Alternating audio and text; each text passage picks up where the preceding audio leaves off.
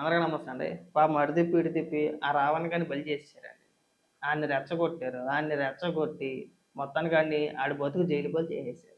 దీనికి ముఖ్య కారణం మెయిన్ వైఎస్ఆర్‌సీపీ పార్టీ జడాసు రామకుమార్ వీళ్ళిద్దరే.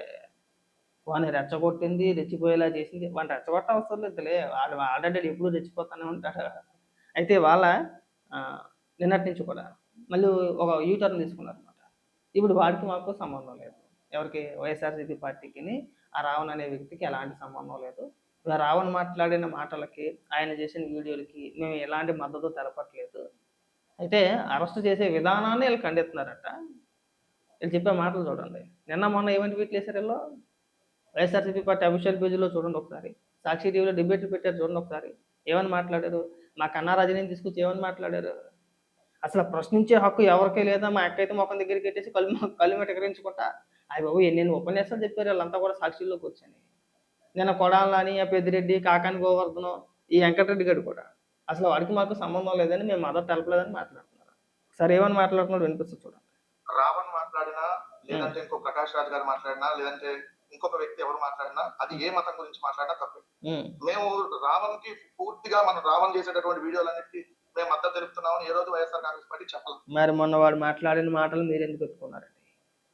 ఆ పోరంబొగ్గడు మాట్లాడితే సాక్షి టీవీలో ఏమని పెట్టారు చూపించినది వీడియో కూడా ఉండాలా. సాక్షి టీవీలో పవన్ కళ్యాణ్పై రెచ్చిపోయిన రావణ్ నీరు లేపిందే. మీ సోషల్ మీడియా మొత్తం కూడా పవన్ కళ్యాణ్ గారిని ఉద్దేశించి పవన్ కళ్యాణ్ గారు నోట్లో గారు కూడా అలా ఇష్టానుసారంగా మాట్లాడిన వీడియోలన్నీ లేపింది మీరు కదా. వాడిని ఎక్కడి వరకు తీసుకెళ్లాలో అంతవరకు లేపి లేపి లేపి చివరికాని జైలు పాలు చేసేసి ఇవాళ ఆడికి మాకు సంబంధం లేదని చెప్పి చేతులు దులిపేసుకుంటారండి. కాస్త సిగ్గు ఉండాలి. ఎందుకు మాట మార్చారు మీరు? మాట మార్చాల్సిన అవసరం ఏముంది? మీరు ఒక స్టాండ్ తీసుకున్నారు కదా. జగన్మోహన్ రెడ్డి చేత ఒక ట్వీట్ కూడా వేయించారు. మీరు ఏమని మాట్లాడుతున్నారో మేము సపోర్ట్ చేయలేదని మాట్లాడుతున్నారు కదా. ఒకసారి జగన్మోహన్ రెడ్డి ట్వీట్ ఏమనేసాడో ఒకసారి చదివి వినిపిస్తాను చూడండి. అంటే వినేటోళ్ళు అందరం మీలా గొర్రెలు కాదు కదా, మరి అంత పిచ్చోళ్ళు కాదు కదా జనాలు. మర్చిపోతారా? ఇవాళ ప్రజల్లో వ్యతిరేకత వచ్చింది. వీళ్ళు హిందూ వ్యతిరేకులు అంటే హిందూ దేవుళ్ళని లేదంటే హిందూ వాదుల్ని ఎవరైతే విమర్శిస్తారో వాళ్ళందరినీ వీళ్ళు ఎత్తుకుంటారో వైఎస్ఆర్సీపీ పార్టీ అనేది హిందూ వ్యతిరేక పార్టీ అని ఎప్పుడైతే జనాల్లోకి వెళ్ళిందో ఆ జరిగిన డ్యామేజ్ని వీళ్ళు గుర్తించి ఇమీడియట్గా కవర్ చేసుకునే ప్రయత్నాలు మాట ఇవన్నీ కూడా. ఇదిగో జగన్మోహన్ రెడ్డి ట్వీట్ ఇది ఎప్పుడు 3 రోజుల కిందట వేసాడు. హే రామ్ సేవ ఆంధ్రప్రదేశ్ అని చెప్పేసి అని. ఇదిగో ఎవరో తెలంగాణ జర్నలిస్ట్ కేవీ రెడ్డి మనోని ఉద్దేశించి అలాగే రావణ్ని ఉద్దేశించి ఏమని రాసుకొచ్చారో జగన్మోహన్ రెడ్డి ట్వీట్లో ఏమనుందో చదివి వినిపిస్తాను చూడు. YouTube influencer Osmania gold medal journalist కేవీఆర్ను సరైన చట్ట ప్రక్రియలు పాటించకుండా హైదరాబాద్ నుంచి భారీ పోలీసు బలగాలతో తీసుకురావడం, అతను చెయ్యని వాటిని చేసినట్టుగా ఎఫ్ఐఆర్లో పెట్టి జైలుకు పంపడం అత్యంత దుర్మార్గం. ఒకసారి యూట్యూబ్లో జర్నలిస్ట్ కేవీఆర్ లేదంటే కేవీ రెడ్డి అని చెప్పేసి కొట్టండి, వీడియోలు వస్తాయి. ఒక్కసారి వాడు భాష చూడండి, వాడు ఏమని మాట్లాడతాడు. చాలా లేఖితనంగా మాట్లాడతారు, చాలా చిల్లరతనంగా మాట్లాడతారు. చంద్రబాబు నాయుడు గారిని ఉద్దేశించి ఇష్టానుసారంగా మాట్లాడతారు.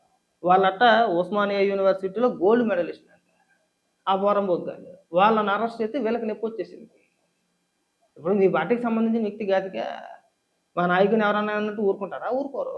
అలాగే ఈ కింద ఈ రావణ్ ఎవడైతే ఉన్నాడో వాడిని ఉద్దేశించి యూట్యూబర్ రావణ్ విషయంలో ఇప్పుడు మీరు పెట్టిన కేసులకు 4 కోర్టుల్లో బెయిల్స్ వచ్చినా అహంకారంతో చెలరేగిపోతూ నేరుగా సంబంధిత పోలీస్ స్టేషన్ పైనే తమ వారి చేత దాడులు చేయించారు. అసహనంతో తీవ్రవాదులపై పెట్టే అభియోగాలు మోపారు.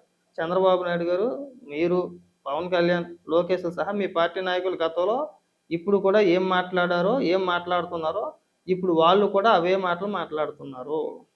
చూసారా? గతంలో 2019 నుంచి 2024 వరకు జగన్మోహన్ రెడ్డితో సహా మంత్రివర్గం మొత్తం వీళ్ళ మంత్రులు, ఎమ్మెల్యేలు, కార్యకర్తలు, నాయకులు మొత్తం అందరూ కూడా వీళ్ళు మాట్లాడిన భాష బూతుల భాష. వీళ్ళ బూతులు మాట్లాడితే ఎదుటోళ్ళు ఏమన్నా నీతులు చెప్తారా? ఖచ్చితంగా నువ్వు నా కొడక అంటే వీళ్ళు కూడా నా కొడక అని అంటారు. నువ్వు ఇష్టానుసారంగా బూతులు మాట్లాడితే మీకు వంగి నమస్కారం చేస్తారా? చేయరుగా. ఇప్పుడు కొడాలి నాని ఉన్నాడండి, ఎవడు స్టార్ట్ చేసాడు అసలు బూతులు? మీ పార్టీ నాయకులు. మొట్టమొదటి స్టార్ట్ చేసింది కొడాలి నాని, ఆ తర్వాత జోగి రమేష్, అంబటి రాంబాబు, రోజా, ఒకరి మీద ఒకరు పోటీ మాట. అది బాబు జగన్మోహన్ రెడ్డి బూతులు పెడితే మన నెత్తి మీద కిరీటం పెట్టేస్తున్నాడు. అక్కడ దాకా ఎందుకండి? ఆ వసంత కృష్ణ ప్రసాద్ ఏమన్నాడు బయటకు వస్తూ వైఎస్ఆర్సీపీ పార్టీలో ఉండాలన్నా, పదవులు పొందాలన్నా ఖచ్చితంగా చంద్రబాబు నాయుడు గారిని బూతులు తిట్టాల్సిందే. బూతులు తిట్టినోడికే పదవులు. ఇది ఆల్రెడీ ఒక వీడియో కూడా వైరల్ అయింది అప్పట్లో రోజా గారిది. రోజా గారు మాట్లాడుతుంటే ఆయన పేరేదో ఉంది, ఉమ్మారెడ్డి ఏదో ఉంది. ఆయన వచ్చి జగన్మోహన్ రెడ్డి చంద్రబాబు నాయుడు గారిని బూతులు తిట్టమంటున్నాడని చెప్పేసి చెవిలో చెప్పాడు. అది మైక్‌లో కూడా వినిపించింది అది. అదొకటి. తర్వాత ఆయన పేరేదో ఉంటది. ఇంకో పేరు గుర్తు రావట్లేదు సరిగ్గా. గతంలో ఎమ్మెల్సీ తెలుగుదేశం నుంచి వైసీపీకి వెళ్ళి మళ్ళీ వైసీపీ నుంచి మళ్ళీ బయటకు వచ్చేసాడు. ఆయనతో అయితే డైరెక్ట్‌గా చంద్రబాబు నాయుడు గారిని కొట్టమన్నాడట ఈ పనోళ్ళు. మీరు అధికారంలో ఉన్నప్పుడు ఇష్టానుసారంగా మాట్లాడి ఆ బట్ట చంద్రబాబు నాయుడు గారు, లోకేష్ గారు, పవన్ కళ్యాణ్ గారు మాట్లాడారా? ఏమని మాట్లాడారండి? చూపించండి ఒకసారి. హ్మ్. వాటినే ప్రశ్నిస్తున్నారు. అలాంటప్పుడు మరి అవే అభియోగాల మీద కూడా కేసు పెట్టాలి కదా! ఇగో ఇక్కడ చూడండి ఇక్కడ. విమర్శకులను నేరస్తులుగా చిత్రీకరించడం, వారిని చంపడం కోసం పోలీస్ స్టేషన్ల మీదకు మీ వారిని పంపి దాడి చేయించడం, పోలీసులు మౌనం వహించి ప్రేక్షక పాత్ర పోషించడం ఇవన్నీ ప్రజాస్వామ్యానికి ప్రమాదకర సంకేతాలు. ఇది రాజ్యాంగ హక్కులపై దాడి. ఇది ప్రజాస్వామ్య విలువలపై దాడి. అంటే రావణ్ గారు మాట్లాడినయంట ప్రజాస్వామ్య విలువలట. వాటిని ఎవడైనా విలువలు అంటాడా? మరి ఇక్కడ క్లియర్‌గా రాసుకొచ్చాడుగా. రావణ్ మాట్లాడిన మాటలు తప్పే కాదు. మేము 100కి 100 పాళ్ళు కూడా మేము సమర్థిస్తున్నాం అని చెప్పేసి జగన్మోహన్ రెడ్డి ట్వీట్ చేసాడుగా. అందులో రాసుకొచ్చాడుగా. మళ్ళీ ఇవాళ ఈ టర్న్ దేనికండి? ఎందుకని మాటలని అడుగుతున్నాం. మీరు ఒక మాట మీద నిలబడలేరు. పైగా ఏమనంటే గతంలో చంద్రబాబు నాయుడు గారు, లోకేష్ గారు, పవన్ కళ్యాణ్ గారు మాట్లాడారంట. మాట్లాడరా? ఏ సందర్భంలో మాట్లాడారు? ఆ పోసాని కృష్ణమురళి గారి వీడియో వినిపించలేకపోతున్నా నేను. ఆ దరిద్రుడు వాడిన భాష నేను ఇక్కడ వినిపించలేకపోతున్నా. అంత దారుణంగా మాట్లాడాడు. డైరెక్ట్‌గా ఒకటే పదం అన్నాడండి. పవన్ కళ్యాణ్ గారిని ఉద్దేశించి నీకిద్దరు ఆడపిల్లలు, వాళ్ళు పెద్దోళ్ళు అవుతారు. నేను బతికే ఉంటా. నేనేం చేయాలో చేస్తాను. ఏం చేస్తాడండి? దానికి అర్థం ఏంటి? మీ పార్టీ నాయకుడు. అధికార ప్రతినిధో ఏదో ఇచ్చినట్టున్నావు కదా అప్పట్లో. అప్పటికింకా ఈ ఫిల్మ్ కార్పొరేషన్‌కి ఇంకా చైర్మన్ చేయలే అప్పటికింకా. మరి దానికి సమాధానం ఎవరు చెప్పాలి? ఏమని చెప్పాలి? మీరు ఇంట్లో పిల్లల గురించి, ఇంట్లో మహిళల గురించి, చిన్న చిన్న పిల్లల్ని ఉద్దేశించి నీచంగా మాట్లాడితే మీకు గౌరవం ఇచ్చి మాట్లాడతారా తిరిగి? అదే విధంగా స్పందిస్తారు. స్పందించకుండా ఎలా ఉంటారు? అక్కడ దాకెందుకు జగన్మోహన్ రెడ్డి మాట్లాడలేదు మీ నాయకుడు? ఏమని మాట్లాడారు? కారుమూరి వెంకటరెడ్డి ఇవాళ వచ్చి నువ్వు మాటలు మారుతున్నావు కదా! మీ నాయకుడు పవన్ కళ్యాణ్ గారిని ఉద్దేశించి ఏమని మాట్లాడారు? పెళ్ళిళ్ళు, పెళ్ళాలు, కార్లు, టైర్లు అని చెప్పి మాట్లాడలా? అలాగే జోగి రమేష్ ఏమని మాట్లాడేవాడు? మంత్రి హోదాలో అంటే జగన్మోహన్ రెడ్డి పక్కనే ఉన్నా సరే మంత్రి హోదాలో జోగి రమేష్ పచ్చి బూతులు మాట్లాడాడు.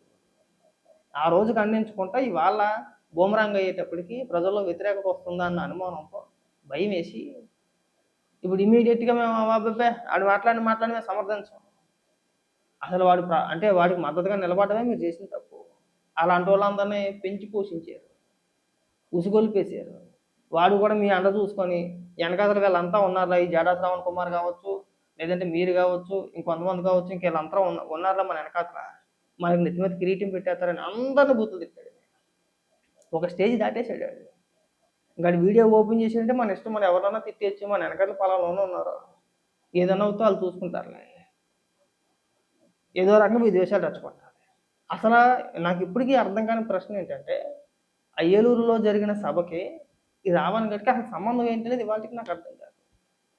దళితుడా అంటే కాదు, కమ్మ అని చెప్పేసి మీరే మాట్లాడతారు.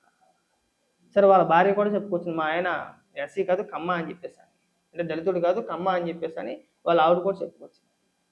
పోనీ క్రైస్తవుడు అంటే అది కూడా కాదు. వాడు క్రైస్తవుడు కాదు, దళితుడు కాదు, రెండూ కాదు.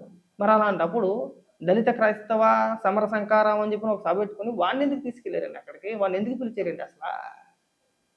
వాడి చేత మాట్లాడిపించింది ఎవరు? ఎందుకు అంటే పవన్ కళ్యాణ్ గారిని వ్యక్తిగతంగా కావచ్చు, ఇంకో రకంగా కావచ్చు, వీడు బాగా విమర్శించేస్తున్నాడు. వీడి చేత మనం తిట్టించేద్దాం.